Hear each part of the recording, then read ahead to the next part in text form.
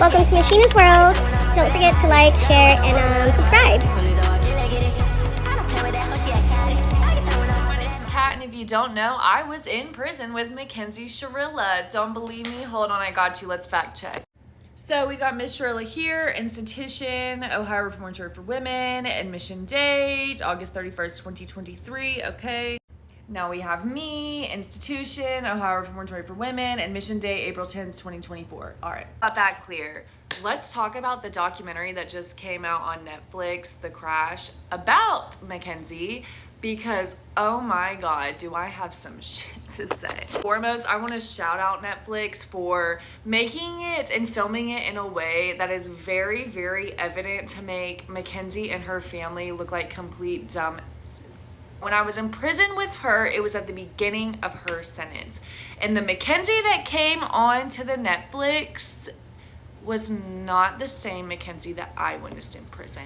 I am so glad that they made sure to throw that clip in there that shows her lawyer was there with her, because that's the only reason Mackenzie even went on Netflix. Was one, because she thrived for fame even while I was in prison with her. She thought that she was going to be the princess of the prison. And she also went on there thinking that it was going to help her with another appeal that's going to get denied. We understand that, correct? Let me tell you something. Mackenzie Shirilla did not walk around that prison yard with an ounce of remorse. Mackenzie Shirilla did not walk around that prison yard thinking about those lost loved ones that she claimed to think about every single day. Mackenzie Shirilla walked around prison thinking, how is she going to get in with the cool kids, which in prison, Mackenzie Shirilla did not relate to them at all. But as you can see by this new Mackenzie Shirilla that just popped on the Netflix documentary, she's really trying hard. She's had to get harder. She doesn't even talk the same.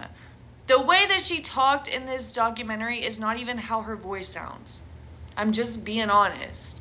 She's got a rasp to her voice, and that might be because in there she's starting to do rugs, which I've heard through the grapevine and other inmates that she is, which is what it is. It's bound to happen. You're in there for life. When I was in there with Mackenzie, all she cared about was doing her makeup, walking the yard with her 1 or 2 friends that were also very similar to her, young girls, social media influencer wannabes, thinking that it was a high school like popularity contest. Now in the documentary you can tell, because it's been a couple years by now, you can see she's been broken down.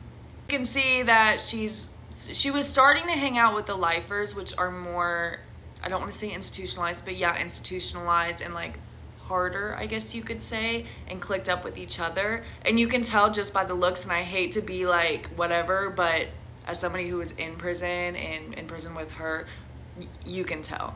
Mackenzie's story when she was in, like when I was in prison with her, was that she was high on shrooms when this accident occurred. And it had never came out in any documents that she had gotten her blood tested for the shrooms, because it's hard to test for. A lot of states don't. They showed in this documentary that they sent it to an out-of-state lab to get tested, and there was only THC found.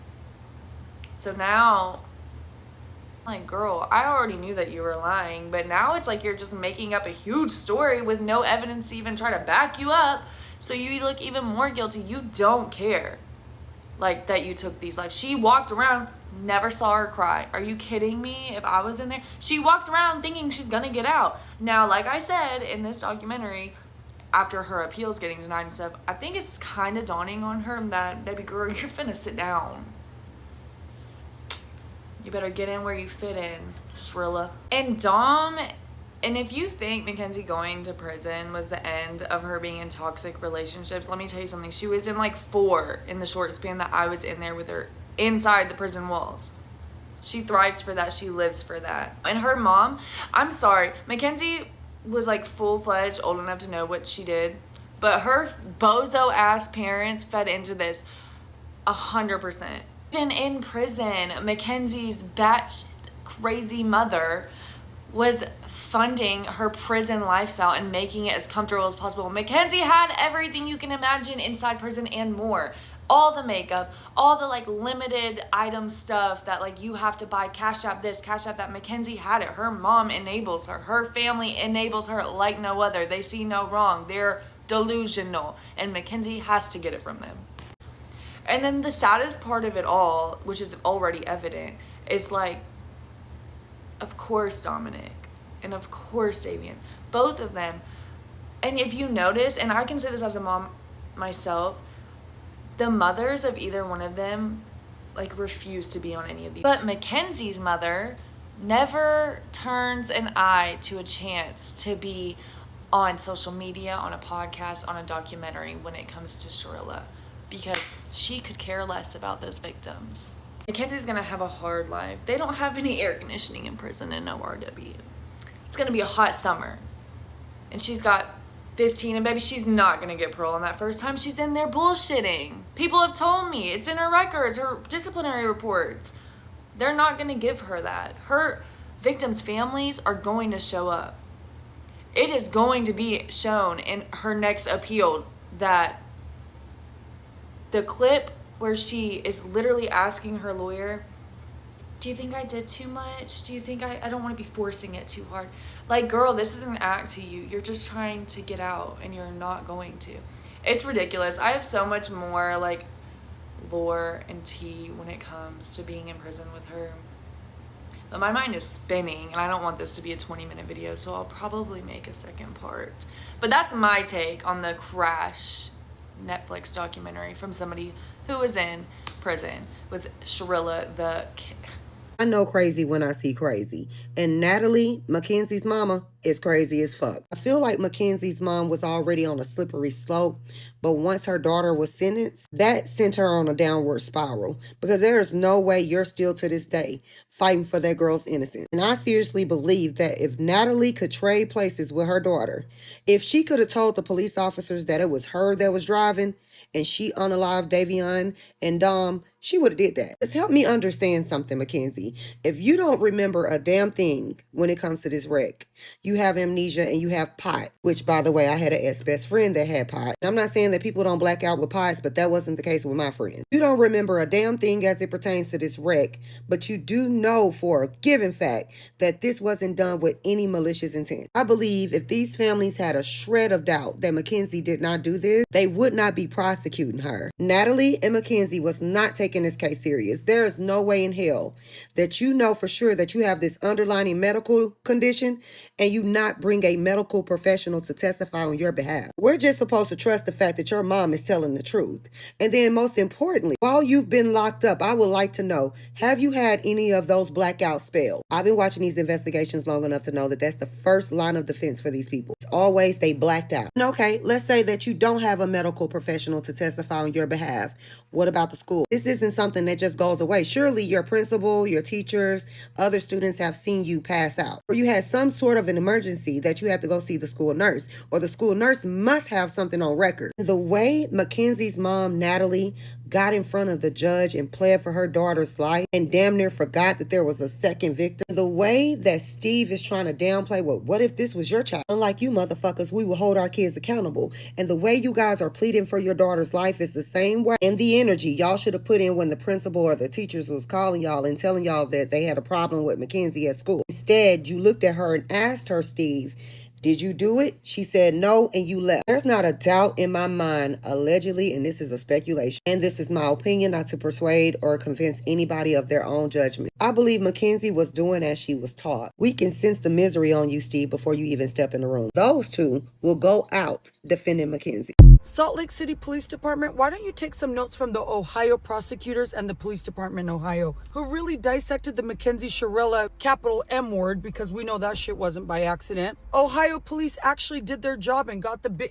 incarcerated. Salt Lake City Police Department has failed me and my family, and if I can give you any reason, maybe the fact that we're American Afghan probably has a lot to do with it. Emphasis on American because we were all born here. Tragically, my poor 34-year-old brother was brutally murdered in Salt Lake City, Utah, body dumped in Tooele, a desert that's at least an hour away from where we live. The case is still open and unsolved when there was so much proof on who did it. I've come on social media before mentioning articles showing showing one of the people who were actually accused of unaliving him, literally saying on a jail phone, a recorded line, "I will show you where the body is for the right price."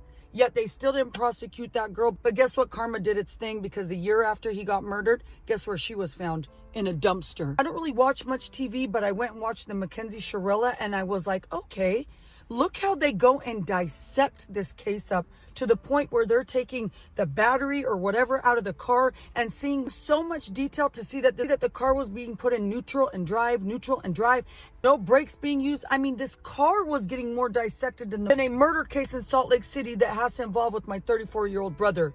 An open case, by the way, because till this day, it is now almost 4 years, we are not even told what they did to him, how they took my brother out, what weapons were used. In fact, I didn't even get to see my brother's body when it was time to bury whatever was left of him too.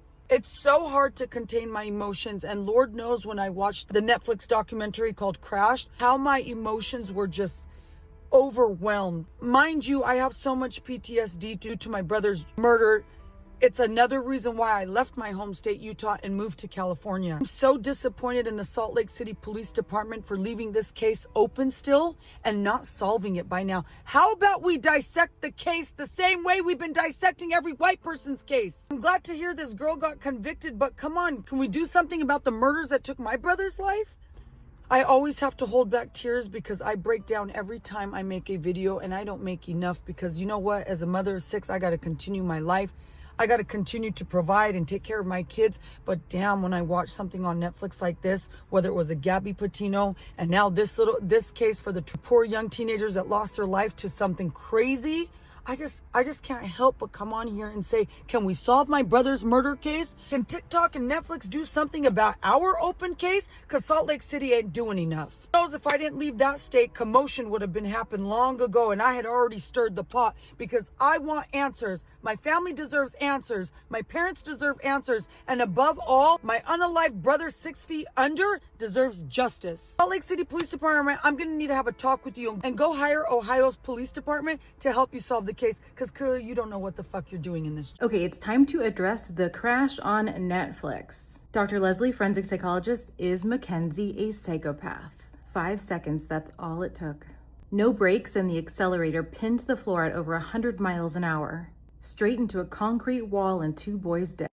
Mackenzie walked away eventually, but the car didn't, and it didn't lie. Now, as a forensic psychologist, I cannot diagnose people I have not evaluated, but let's talk about the Goldwater rule. I can speak about observable behavior that is public record, and maybe it's used to score something like the psychopathy inventory. What the black box in the car revealed is fucking chilling. No brake pressure and a last-second steering correction right into a brick wall. That is cold and calculated. That doesn't appear to be medical or emotional panic. And there's so much more the Netflix documentary did not cover. If you look at all the coverage and what the investigators put forward, her own father made statements that this was intentional. There were Snapchats of her acting as a sex worker. And there's evidence that her parents were trying to silence her friends while she was in the hospital, the friends that were still alive. There were even 2 blood samples, and the first one was thrown out. The second one was 3 to 4 days after the incident occurred. She was also known to be the dealer in the group. So let's think about a classic psychopath via the PCLR, Psychopathy Inventory Revised. And yes, there are children screaming and swimming right now. If you hear that, they're not like dying. So Mackenzie showed a complete lack of remorse, laughing and joking about unaliving people just days after her arrest, calling herself the 3rd victim and laughing with her fucking mother. Psychopath, shallow emotions, lack of remorse, narcissism, inflated self-esteem. Shouldn't she have been fucking devastated? I mean, she had a devastating bun. Psychopathy, clear pattern of manipulation. She changed her story over and over. Why not just tell the truth, girl? Even if it was POTS, you're not gonna have a medical emergency just right when you turn the corner. And like the series said, you would be passing out so you wouldn't accelerate, you wouldn't have the pressure on the pedal. This case is important to me because it's an example of what psychopathy can look like in the environment and around us and our children. No Hollywood villain or dramatic music, just a fucked up kid with fucked up parents. Sometimes it's the person sitting next to you smiling until the moment they decide that your life no longer matters. Maybe I'm too cynical, maybe I'm too skeptical. Tell me what you think. Also, I was on an airplane with children and I wasn't paying full attention, so